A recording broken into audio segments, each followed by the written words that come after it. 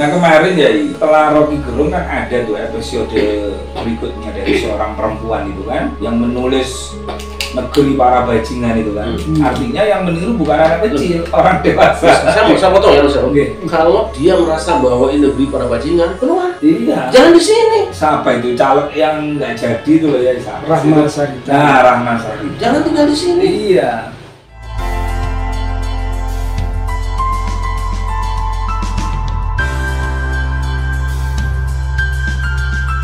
Assalamualaikum warahmatullahi wabarakatuh. Waalaikumsalam warahmatullahi wabarakatuh. Alhamdulillah wassalatu wassalamu ala Rasulillah wa ala alihi wa ashabihi wa man tabi'ahu wa ala ba'du. Sahabat-sahabat dan saudara-saudara sekalian, terutama para pemirsa pada Sudah TV, alhamdulillah malam ini saya kembali kedatangan sahabat saya yang tidak asing lagi karena memang bukan orang asing dan sudah tidak aneh kalau masih YouTube karena memang bukan makhluk aneh. Insya Allah pasti kenal Gus Rofi, Ketua BKN. Insya Allah ya. Ini beliau nih tokoh yang malang melintang di dunia YouTube dan dunia lain lah. Di samping juga satu orang lagi sahabat saya, Kiai Zainal. Ini dari Gus Durian ya. Kader Gus Dur. Sahabatnya Kiau.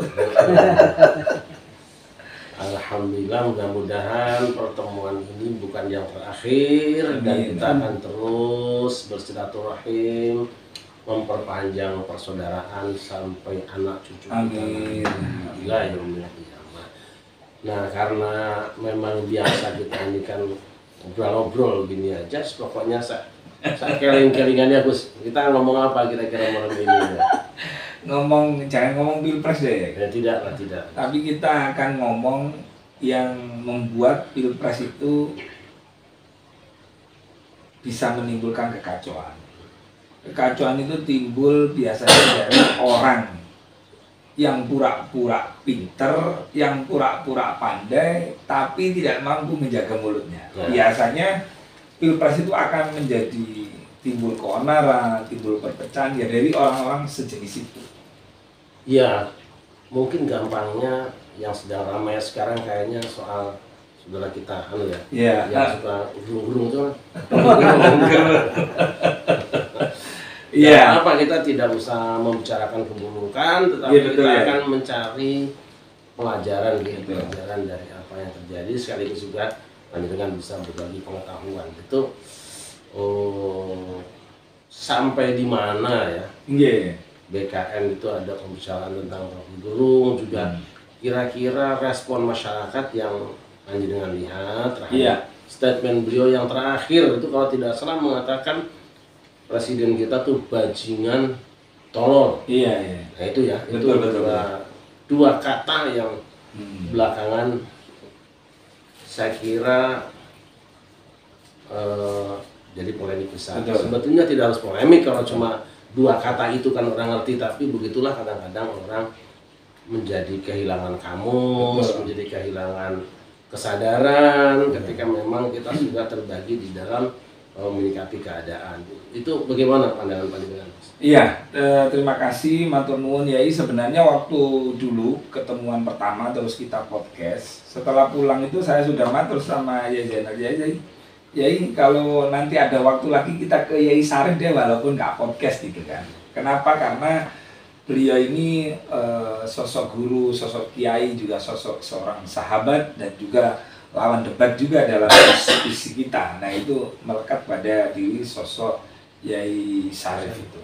Nah berkaitan dengan saudara Rocky Gerung, sebenarnya bukan persoalan masalah bajingan tolol. Presiden itu bajingan tolol, bukan hanya persoalan itu ya. Tapi ada penyampaian-penyampaian yang di situ menimbulkan kebohongan, menimbulkan permusuhan dan menimbulkan berita bohong itu, termasuk tentang ucapan yang mengatakan bahwa IKN ini dibeli oleh Cina itu tadi kan. Banyak di situnya. Makanya ini tidak masuk di cyber. Masuknya di PIDUM, yaitu tindak pidana umum. Nah itu ancaman hukumannya lumayan, bisa 10 tahun. Ada kemungkinan biasanya kalau ancaman hukuman 10 tahun, ketika diperiksa sebagai saksi, ketika molat malit ya bisa langsung ditetapkan tersangka saat itu dan ditahan. Apalagi ya ngapunten, BKN memang mengawal kasus ini, tetapi BKN tidak melaporkan di kasus ini karena kita mengetahui yang laporan sudah banyak. Nah, kalau sudah laporan sudah banyak, biasanya BKN cukup memantau, mengawal, mengkomunikasikan. Itu sampai sekarang kira-kira laporan sudah berapa pihak? Ada 26 laporan ya, dari berbagai macam. Makanya orang pinter, orang alim itu tetap harus akhlak. Yang paling penting adalah akhlak. Coba sekelas presiden aja dikatakan bajingan tolol, sudah tolol bajingan. Padahal kita menghujat tolol aja kepada orang biasa aja kan nggak boleh ya, kan gitu. Nggak etis. Apalagi Pak Jokowi ini sudah dilantik, sudah dipilih oleh rakyat, harusnya tidak menggunakan kata-kata tersebut. Apalagi kalau dirinya mengaku sebagai seorang guru, seorang pengajar, efeknya ini luar biasa kalau sampai tidak diusut.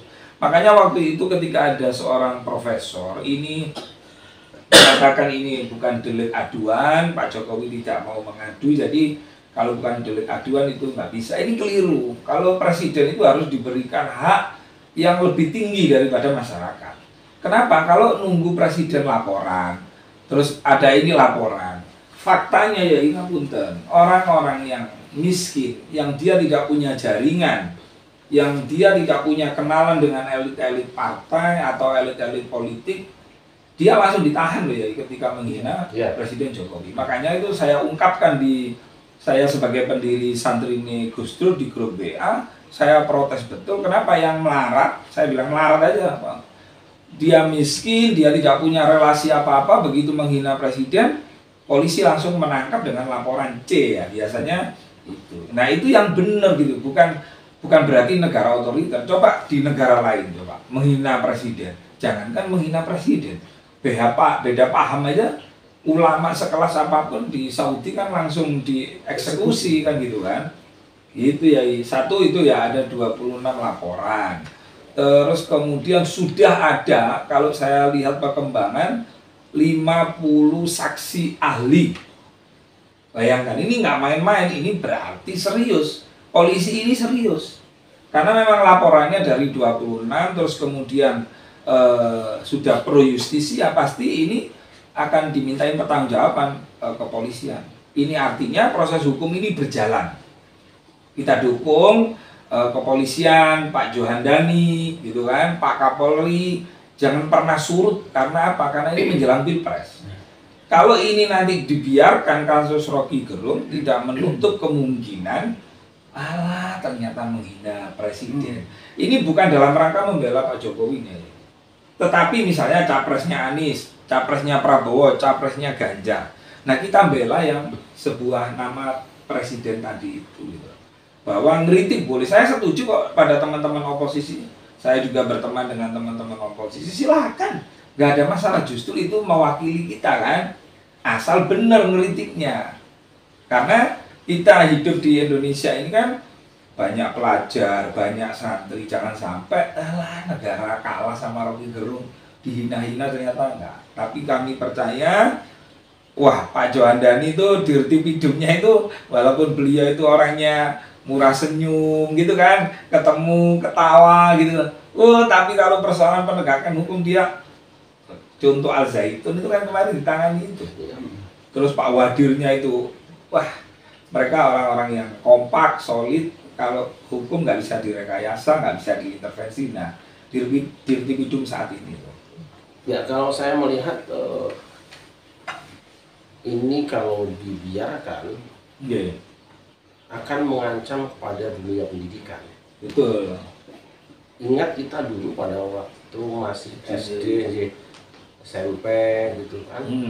Jadi suka ada istilah kalau ada anak bicaranya tidak baik, kayak anak tidak berpendidikan saja. Koyo arek gak mangan sekolahan gitu. Nah mestinya kan semakin tinggi pendidikannya, apalagi punya gelar kebesaran, guru besar, itu kan mestinya lebih santun dong. Harusnya. Bahasanya lebih banyak kiasan. Harus dibedakan bahasa anak kecil. Kan nuwun sewu. Waktu kecil kita mungkin masih mendengar suka orang mengatakan berak. Sekarang tidak sopan kan? Kita gunakan buang air besar. Kita nggak berani ngomong kecil, apa namanya kencing. Kita sebut dengan buang air kecil. Itu sepertinya jadi terbalik sekarang. Betul. Mestinya semakin tinggi pendidikan seseorang, semakin tinggi pula kata yang gunakannya. Ini seolah-olah terbalik. Nah, kalau ini dibiarkan tradisi berbicara seperti itu, kita akan bahaya ke dunia pendidikan. Dan anak-anak sekarang kan nonton YouTube. Anak-anak mendengar langsung. Nah, itu akan dicontoh apa yang mereka dengar. Lalu apa yang akan kita wariskan pada anak-anak kita yang katanya bangsa ini bangsa yang santun, berbudi luhur. Apa yang kita wariskan? Lalu kalau guru besarnya bahasanya itu sudah tidak mencerminkan orang berilmu. Iya betul. Nah kemarin ya, setelah Rocky Gerung kan ada tuh episode berikutnya dari seorang perempuan itu kan, yang menulis negeri para bajingan itu kan. Artinya yang meniru bukan anak kecil, orang dewasa. Saya potong ya, Kalau dia merasa bahwa ini negeri para bajingan, keluar. Iya. Jangan di sini. Siapa itu caleg yang nggak jadi tuh ya? Rahman Sarita. Nah, Rahman Sarita. Jangan tinggal di sini. Iya. Betul. Gitu. Nah, dalam kapasitas sebagai ilmuwan, mungkin kita ini rakyat kecil kan, apabila benar menyaksikan ada kemungkaran, itu ada tugasnya.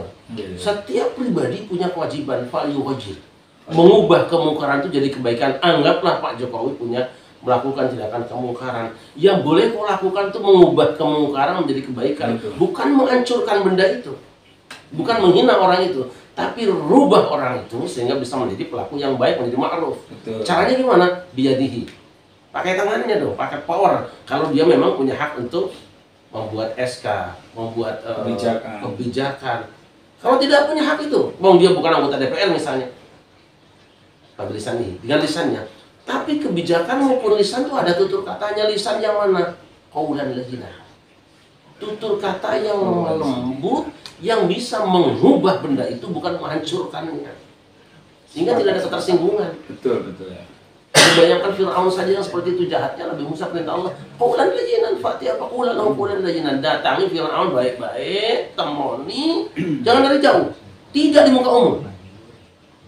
Minta waktu untuk ketemu, lalu bicara layyinan, lemah lembut, orang lain gak usah dengar.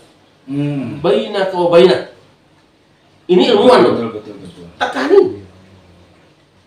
Sebab kalau omong di luar hibah namanya. Betul. Kita kan tidak tahu apakah benar yang diberitakan orang bahwa si A melakukan ini. Itu orang baru kupingmu dan kamu dengar dari jarak jauh. Apa ketemu dengan orang itu? Kan tidak. Temui dulu apa benar panjenengan melakukan ini, kebijakan ini. Kalau benar, menurut pendapat saya begini. Saya kira negara kita ini manusia paling sabar di dunia. Iya. Dan itu Indonesia ini istimewa. Itu saya bilang waspada. Benar beliau mungkin sudah nggak mempan lah. Lautan luas tuh sirami, kalau bangkai sapi aja nggak bakal jadi tawar dia. Tetapi masalahnya rakyat ini lama-lama muntah. Saya khawatir kalau suatu saat di Madura kemarin, tanggal 14 itu kan rusuh itu penolakan kepada saudara Rocky Gerung itu. Jadi muncullah pasal keonaran tadi itu masuk. Nah karena ini era digital, keonaran itu bisa saja tidak bentuknya fisik, tapi di medsos. Nah di medsos itu kan serang-serangan. Nah itu sudah keonaran. Jadi masuk juga pasalnya. Jadi kalau polisi sudah mengumpulkan 50 saksi ahli, mudah-mudahan ini lebih cepat, lebih baik. Kenapa? Jadi kami mendukung ini. Khawatir jangan sampai ada pengadilan jalanan.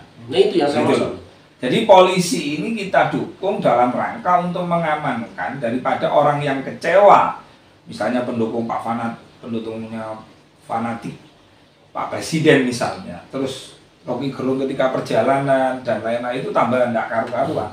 Jadi lebih cepat, lebih baik ini untuk segera memanggil saudara Rocky Gerung untuk diperiksa dan diadili. Kalau saya melihat memang para masyarakat Indonesia sekarang ini memang karakternya dibentuk oleh presiden yang santun sehingga rakyat tuh sabar. Tapi beda kesabaran presiden dengan rakyat, beda. Betul. Saya mengatakan bahwa presiden itu lautan yang sangat luas. Rakyat itu cuma sungai kecil mungkin ya. Sabar lama-lama kan penuh lahar itu akan muntah. Kalau ini dibiarkan saja bahaya. Dan saya kira kalaupun rakyat tidak melakukan itu, Gusti ora sare. Dibayar, percaya aja. Saya berulang kali mengatakan siapapun yang menghina orang yang tidak bersalah atau orang yang tidak melawan, dia bersandar pada Tuhannya, sama saja pembentukan kepala di gunung batu. Dia nggak akan bergerak. Nah, tapi yang saya katakan tadi, pendidikan kita akan gagal karena akan melahirkan generasi yang tiap hari dengar itu. Lah bocah-bocah dengar truk ada telolet itu semua bunyinya. Di mana saja anak-anak tuh telolet itu hanya dengar dari truk itu. Bayangkan dengar dari seorang guru besar, kemudian YouTube disebarkan jadi berita yang di mana-mana orang berbunyi dan mendengar, anak kecil mendengar. Jika itu biarkan. Coba deh Yai Zainal deh ngomong tentang masalah ini, coba dari kalau saya dari aspek demokrasi barangkali ya. Dia begini. Kalau saya lihat perkembangan demokrasi kita ini tidak terukur, kebablasan. Sejak zaman Gus Dur hingga sekarang ini memang kita sangat terbuka. Betul bahwa di dalam undang-undang kita, Undang-Undang Dasar 45 diatur tentang kebebasan berbicara, berpendapat dan sebagainya. Tapi harusnya ada aturan yang meneguhkan, yang dilahirkan untuk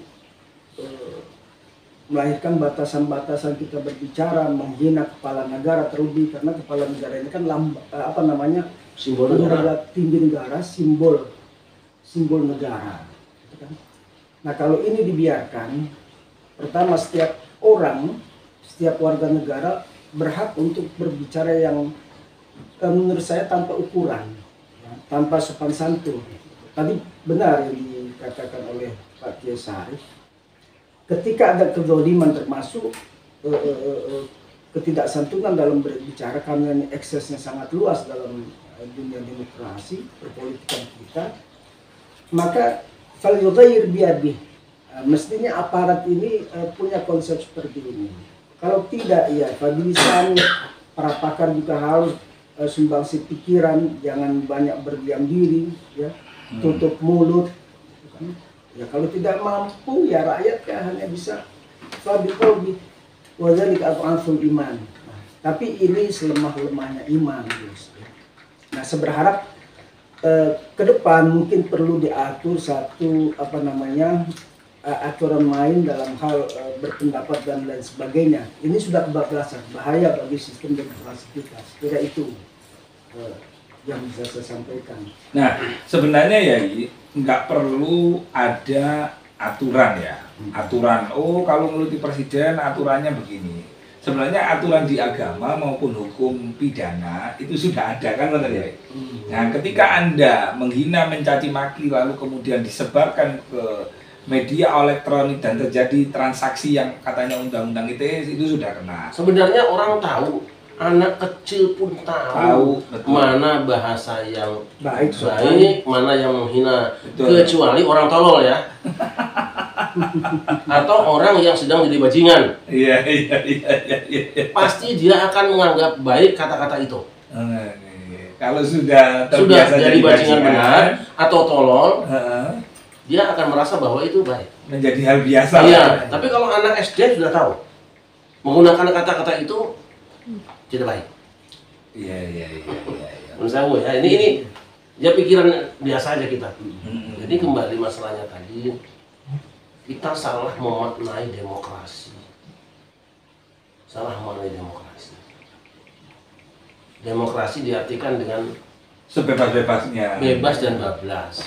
Nah, menurut ya ini kira-kira nih dari apa yang saya sampaikan, sudah diperiksa 26 laporan, kemudian sudah diperiksa 50 ahli. Kira-kira nih Rocky Gerung ini nasibnya seperti apa ya? Gimana ya? Saya ingin bicara kepada semua orang yang sempat menyaksikan obrolan kita. Jika engkau melakukan pembelaan terhadap yang salah, demi Allah Anda akan membayar dalam waktu yang singkat. Subhanallah. Dan jika engkau berani tegakkan kebenaran, Allah beri anugerah yang besar dalam waktu yang dekat. Betul. Kita ini aja. Oke, itulah tadi. Kalau tadi di awal beliau sebagai tuan rumah membuka dialog ini, karena tadi adalah closing statementnya itu saya kira sudah sangat luar biasa. Jadi saya sebagai tamu yang diundang, saya ingin menutup acara yang podcast luar biasa, acara podcast yang bukan karena kehendak kita. Ini adalah takdir Allah. Mudah-mudahan melalui pembicaraan kita yang tidak sengaja ini menjadi edukasi bagi masyarakat Indonesia. Boleh menyanjung siapapun capres Anda, tapi jangan menghujat capres yang Anda tidak dukung. Terima kasih pada Suka TV. Wallahul muwaffiq ila aqwamit thoriq. Wassalamualaikum warahmatullahi wabarakatuh.